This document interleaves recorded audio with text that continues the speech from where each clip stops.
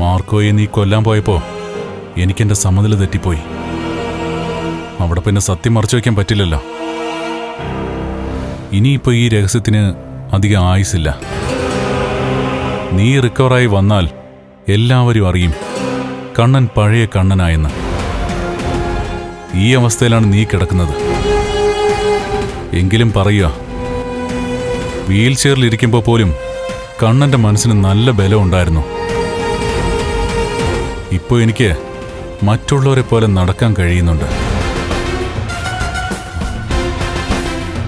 അതുകൊണ്ട് ഇനി പെട്ടെന്ന് വീഴില്ല. ഞാനത് പറഞ്ഞത് എന്താണെന്ന് വെച്ചാ, നീ ജീവിതത്തിലേക്ക് തിരിച്ചു വന്നാൽ നിന്റെ കാര്യം നോക്കി ജീവിച്ചോണം. എന്നെയും എൻ്റെ കുടുംബത്തെയും ശല്യം ചെയ്യരുത്. എൻ്റെ കുടുംബമെന്ന് പറയുമ്പോൾ ഞാനും എൻ്റെ ഭാര്യയും കുഞ്ഞും. എനിക്ക് നടക്കാൻ കഴിയുമെന്ന് നിനക്ക് മനസ്സിലായി.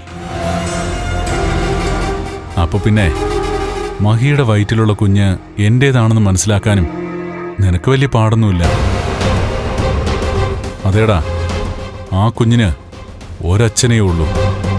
ആ അച്ഛൻ ഈ ഞാനാ.